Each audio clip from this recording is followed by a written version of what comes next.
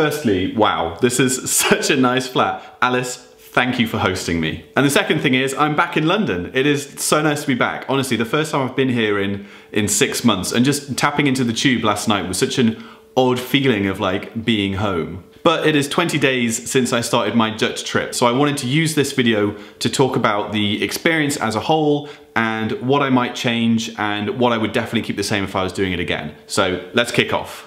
So the first really great thing was the fact that I was working by myself for the first time. Now when I did French, when I did German, I always did it in a class. But for the Dutch trip, I could guide my learning much better because I was the student and the teacher. So when I found myself running into a particular problem in the sort of conversations I was having, I could go back and learn just that bit to get me over that hurdle. And it meant that really quickly, I became very good at the sort of conversations that I have, which might be different to the conversations other people would have. The second really great thing was that I was moving around a lot. I got to see so much more of the Netherlands than I have ever seen before. My Interrail pass was great for this because you can literally just get on any train you want, don't have to reserve it, don't have to book it, and that's it, you're sorted. That worked really well for me. It was like 230 euros, I think, and that was, for me, essentially unlimited travel for the month. The last thing that was really good was doing this vlog. I mean, not only was I getting all of your supportive comments and everything, and it was so nice to read those, but it also meant that every day, not only did I have to learn some Dutch, I had to then show you that I had learned some Dutch.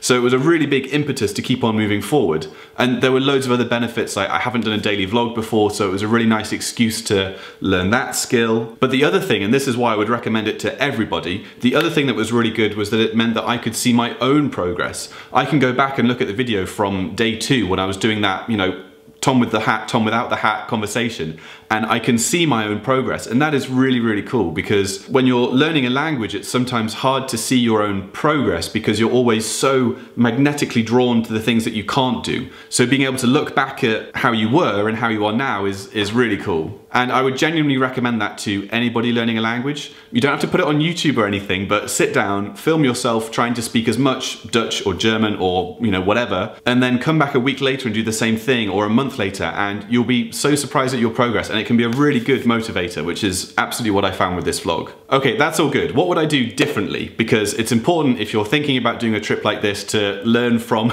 my mistakes, right? And I think the first thing, and I feel a bit bad saying this because the whole point of the trip was to learn Dutch in 20 days, but the first thing is that I would have loved to have gone longer. Not necessarily for the language learning aspect, although obviously I would have got better if I had more time, but it would have been nicer to have been able to commit to each city for a little bit longer. I still felt there was stuff that I wanted to do in each of those cities when I was moving on. But it is interesting that I think the exact same thing about France for slightly different reasons. I would have loved to have done 2 months in each city rather than 1 month in each city in France. Maybe you just always want to stay longer in each place. I don't know. The second thing I would do is set myself loads more goals. When I had 5 days left, I set those 5 goals, and that was really good. And it gave me some obvious things that I wanted to hit between 3/4 of the way through and the end. I think it would have been really good to have done that the whole way through, because when you are learning by yourself, it's sometimes hard to keep the momentum up, keep the motivation. So if I had some clear things that I wanted to achieve each week, stuff like have 3 conversations or talk to somebody for 5 minutes in the future tense, you know, stuff like that would have really helped. I think something quite cool would be every Friday set yourself goals for the next week, and you know, I could do that in a video, and then the next week you can hold me accountable. Okay, the final thing that I would do differently is to not stay in hostels. Sorry.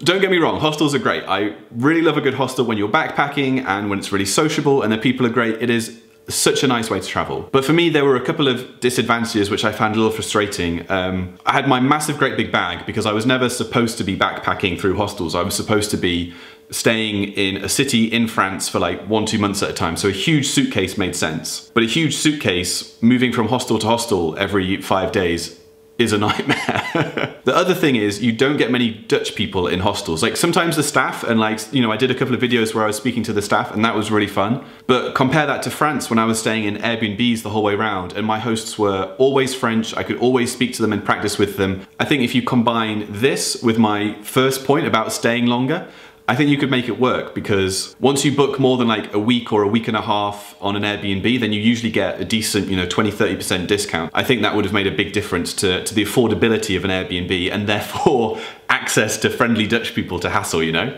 So that's the good and the bad, but what comes next? What do I do with my 20 days of Dutch? Well, you saw the video where I was picking out films and YouTubers, and I'm definitely going to keep up with that. And that's about making it as easy as possible. You know, a Dutch podcast jumps up in my newsfeed, or a YouTuber in my subscribers. I think that would be a really good way to maintain it. Just keep it coming into my ears, learning the differences and the new words and things like that. And the consistency is key, because I don't want it to drop out of my routine just because I'm not in the Netherlands. Which brings me to my next point about what am I going to do next, not just Hollandness, but like in general in life. What comes after this 20-day series? Well, the next thing I'm going to do in my sabbatical is go to Cologne in Germany, and I will be staying there for several months. And it's hard to justify because I'm really happy with where my German is at the moment. I feel like I can pick up German and speak to somebody, and it's not, you know, perfect, but I'm quite happy with it as a functional tool at the moment. So the reason is that I just love speaking German, and so I'm indulging myself by going to Germany. But there is an official reason, and the party line is that I need to go and earn money somewhere, and Germany will be a good place to go and earn money because it is the best of my 3 foreign languages at the moment. So there's some science there behind the just Germany kind of thing.